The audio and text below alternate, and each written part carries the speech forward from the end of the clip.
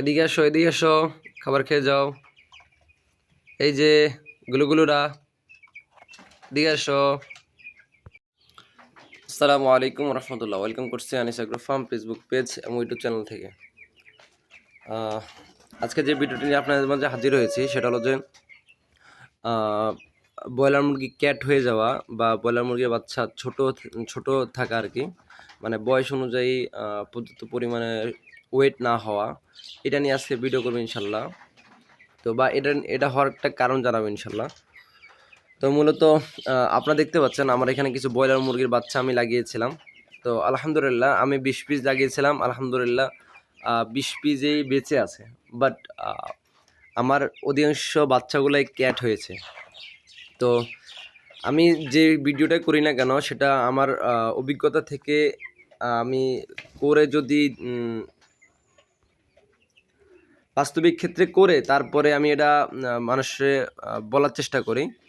তো সেই সুবাদে আমি যাতে ব্রয়লার মুরগি পালতেছি, এখন আমার কিছু বাচ্চা ক্যাট হয়ে গেছে, বেশিরভাগ বাচ্চা ক্যাট হয়ে গেছে। তো সেই সুবাদে আর কি আপনাদেরকে বিষয়টা জানানো আর কি। কারণ আজকে আমার ব্রয়লার মুরগির বাচ্চার আছে 24 দিন চলে, বাট এদের ওয়েট কিন্তু বেশি হয় নাই, মানে 1 কেজির মতো অল্প কয়টা হয়েছে, বাকি সবগুলা 700-800 গ্রাম বা আরও কম এরকমও আছে কিছু কিছু। এই দেখেন এইটার ওয়েট কিন্তু একদমই কম, ঠিক আছে। এই যে এটার ওয়েট হয়তোবা 4-5 হাফ কেজি হবে আর কি। এই যেটা আছে এটার ওয়েটও হাফ কেজি হবে, মানে 24 দিনে ওয়েট কিন্তু ওদের কমসে কম হলে 1.5 কেজি প্লাস হওয়ার কথা। সেই তুলনায় কিন্তু ওদের ওয়েট হয় নাই 1.5 কেজি। আমার এখানে 1 কেজি প্লাস হয়েছে কয়েকটা, 1.5 কেজি পরিমাণ হয় নাই। তো মূলত যে বিষয়ের কারণে ব্রয়লার মুরগি বাচ্চা ক্যাট হয়ে যায়, কারণ আমরা বাসা বাড়িতে অনেকেই শখ করে লালন পালন করি। তো সেই সুবাদে আর কি কেন ক্যাট হচ্ছে যদি এটা জানতে পারি তাহলে আর এই সমস্যাগুলো হবে না। যেহেতু আমি নতুন প্রথম পালতেছি, আমার ভুল হয়েছে, এটাই স্বাভাবিক। তো সেই ভুলগুলোকে কি এবং কি কারণে ব্রয়লার মুরগি বাচ্চা ক্যাট হয়ে যায় বা ছোট থেকে যায়, এটা নিয়ে আলোচনা করবো ইনশাল্লাহ।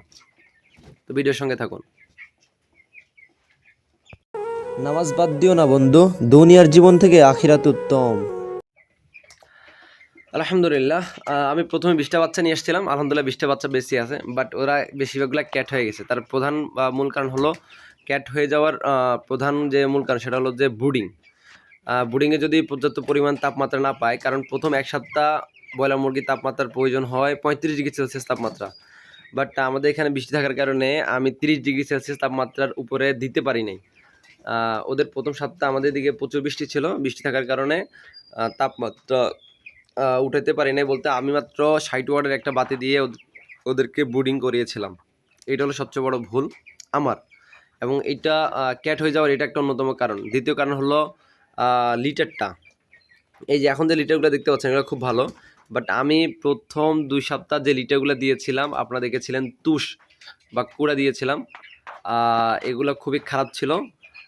লিটারের দুর্গন্ধ বা লিটার থেকে মানে কাদা কাদা হয়ে যাওয়া, এই কারণে কিন্তু মুরগির বাচ্চা ক্যাট হয়ে যায়, মানে ছোট থেকে যায়।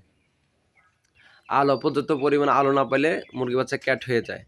তারপর হলো পানির পিএইচের মান যদি ঠিক না থাকে, কারণ আমাদের এখানে আমাদের যে টিউবওয়েল থেকে আমরা একটু পানি খাই সেখানে একটু আর্সেনিক উঠে, মানে পিএইচের মান আর্সেনিক উঠে, যার কারণে আর কি ওরা মানে পানিটা পাচ্ছে না।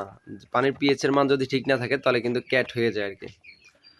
আবার খাবার পরিমাণ মতো টানতেছে না, কারণ এই সময় যে পরিমাণ খাবার টানার কথা ওদের ক্ষুধা খুবই কম। তো এই বিষয়গুলোর উপরে নির্ভর করে কিন্তু মুরগি বাচ্চা ক্যাট হয়ে যায় আর কি। তো ব্রয়লার মুরগি বাচ্চা ক্যাট হওয়ার এগুলোর মেইন কারণ। তো ব্রুডিং থেকে শুরু করে যাতে এগুলা সাময়িকের জন্য পালা হয়, মানে অল্প কিছু দিন, প্রায় 1.5 মাস 1 মাস এরকম পরিকল্পনা নিয়ে যারা খামারি তারা লালন পালন করে বা ব্যবসায়িক উদ্দেশ্যে যারা লালন পালন করে তারা অল্প সময়ের মধ্যে এগুলা বিক্রি করবে এই জন্যে আর কি। বাট আলহামদুলিল্লাহ আমার একটারও কিন্তু ঠান্ডা লাগে নাই, ঠিক আছে। 2-1টা পা পড়ছে ঠিক আছে, বাট একটারও কিন্তু ঠান্ডা লাগে নাই। কিন্তু ওদের ব্রুডিং থেকে শুরু করে প্লাস হলো ওদের লিটার টিটার সম্পূর্ণটার মধ্যে আমার ভুল ত্রুটি ছিল, যাতে আমি প্রথম পালন করতেছি, আপনাদেরকে বারবার বলতেছি আমি যাতে প্রথম পালন করতে, সেজন্য আমার এটা নতুন অভিজ্ঞতা হলো। তো সেই জন্যে আর কি ওদের ওয়েটটা খুবই কম। তো যাই হোক, এই কারণগুলোর জন্য কিন্তু ব্রয়লার মুরগি বাচ্চা ছোট থেকে যায় আর কি। তো যারা বাসা বাড়িতে লালন পালন করবেন এই বিষয়গুলোর উপর অবশ্যই খেয়াল রাখবেন।